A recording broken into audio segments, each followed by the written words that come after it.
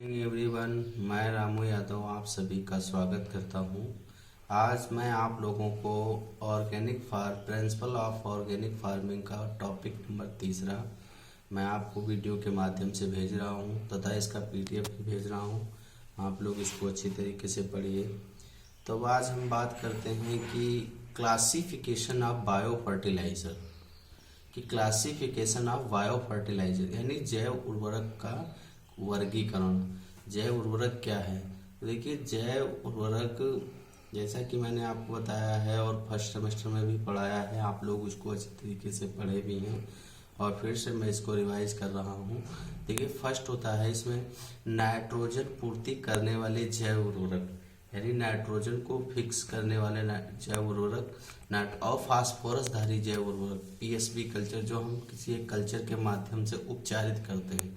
तो इसमें फर्स्ट होता है राइजोबियम जैव उर्वरक, एजेक्टोबैक्टर, एजोस्पेरिलम, ठीक है। और चौथा होता है नील हरित शैवाल, ब्लू एल्गी जिसको बोलते हैं, ग्रीन हरित एल्गी जिसको कहते हैं। देखिए, फर्स्ट आप पढ़ लीजिए इसको, राइजोबियम जैव उर्वरक। राइजोबियम जैव उर्वरक क्या है? देखिए, राइजोबियम जैव उर्वरक यह जीवाणु सभी दलहनी फसलों, यानी कि यह जीवाणु सभी पल्सेस क्रॉप, ऑयल सीड फसलें जैसे सोयाबीन, मूंगफली की जड़ों में छोटी छोटी नूडल्स में पाया जाता है, ठीक है।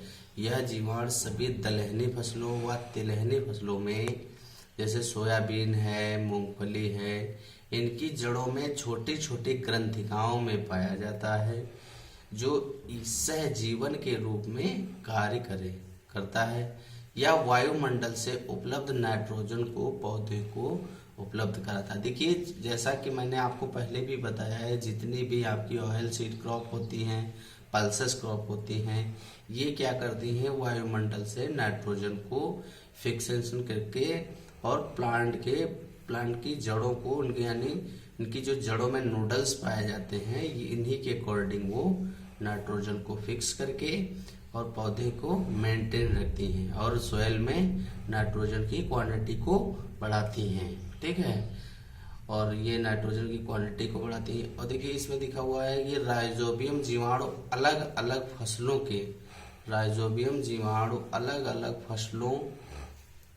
के लिए अलग अलग होता है। देखिए, राइजोबियम जीवाणु जैसा कि मैंने बताया कि पल्स का अलग होता है और ऑयल का अलग होता है, अलग अलग होता है। इसीलिए बीज उपचार है तो उसी फसल का कल्चर प्रयोग करना चाहिए।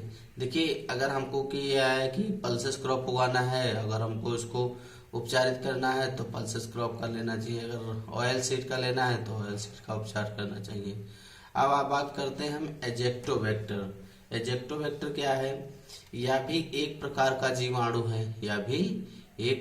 जीवाणु है जो भूमि में पौधों की जड़ की सतह पर स्वतंत्र रूप से रह करके ऑक्सीजन की उपस्थिति में वायुमंडलीय नाइट्रोजन को अमोनिया में परिवर्तित करके पौधों को उपलब्ध कराता है। यानी कि प्लांट में अमोनिया के रूप में परिवर्तित करके ये पौधों को नाइट्रोजन उपलब्ध कराता है। इसके प्रयोग से फसलों की उपज में 10 से 15% तक क्या होती है? वृद्धि यानी बढ़ोतरी होती है।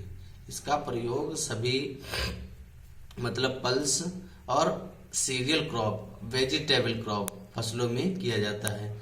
देखिए, एजेक्टोबैक्टर का प्रयोग जैसा कि मैंने बताया है कि दलहनी फसलों का और अनाज वाली फसलों का, सब्जी वाली फसलों में इसका प्रयोग किया जाता है। इसका प्रयोग करने से क्या है कि प्लांट स्ट्रांग रहता है, प्लांट में नाइट्रोजन की क्वांटिटी कम देना पड़ता है। फिर आ जाइए, नंबर सा है आपका एजोस्पेरिलम।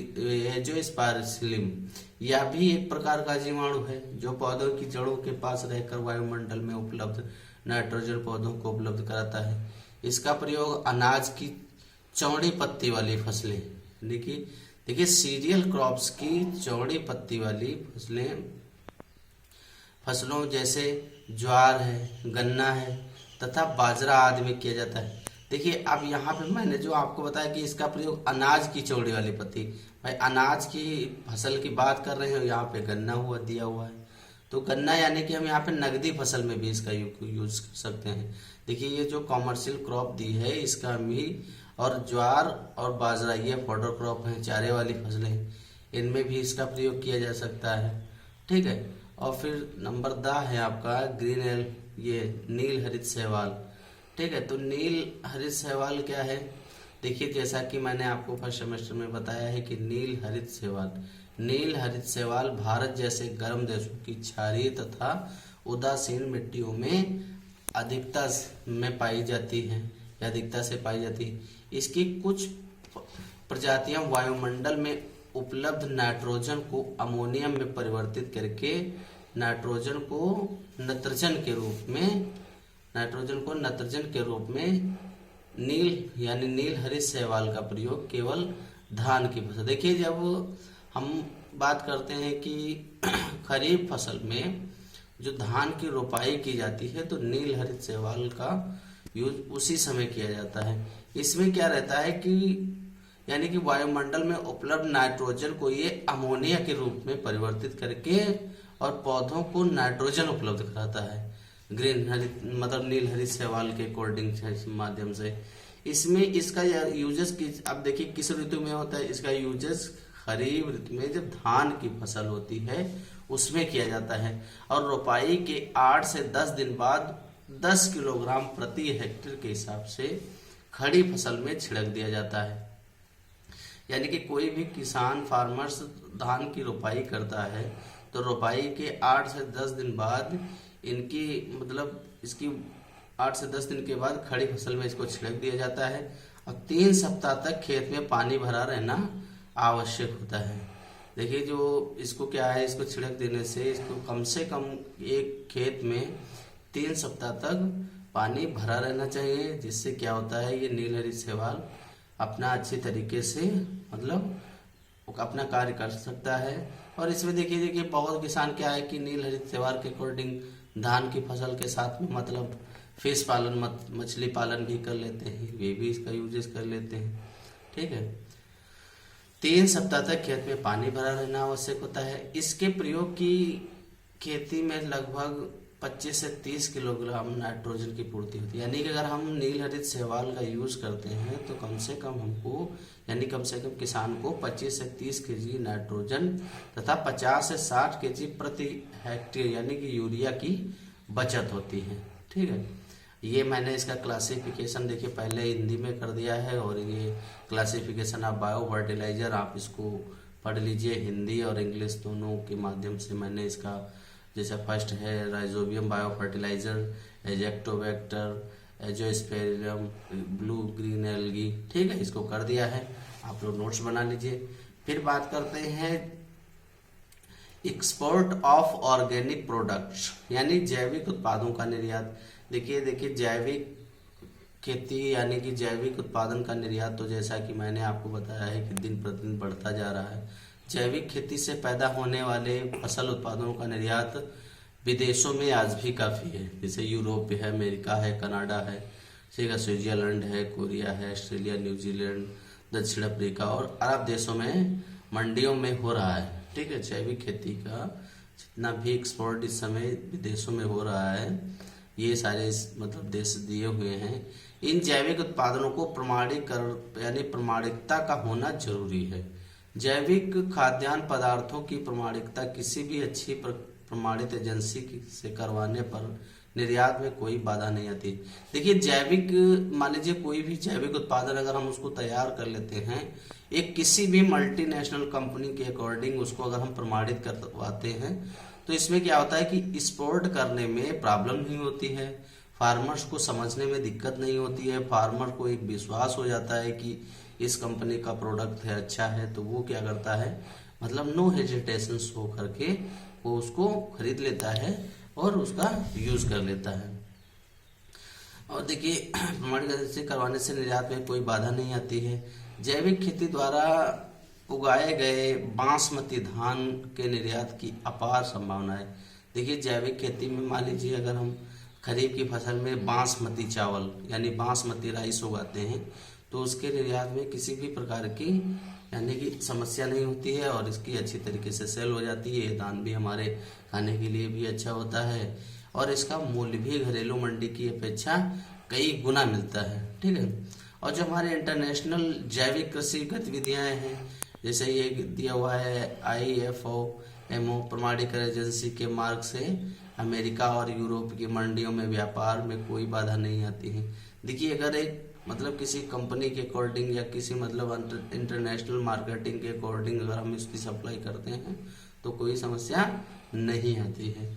हर एक देश के लिए कोई एक या दो प्रमाणित एजेंसी कार्य करती है। देखिए, कोई भी विदेशी एक्सपोर्ट मान लीजिए किया जाता है, उसमें किसी न किसी कंपनी का हाथ होता है। इसी के द्वारा गवर्नमेंट अपना मतलब प्रमाणित करती है, जिससे हम इसका आसानी से सेल कर सकते हैं। कोई सी प्रमाणित एजेंसी किस देश के लिए प्रमाणिकता देकर मार्क लगाती है।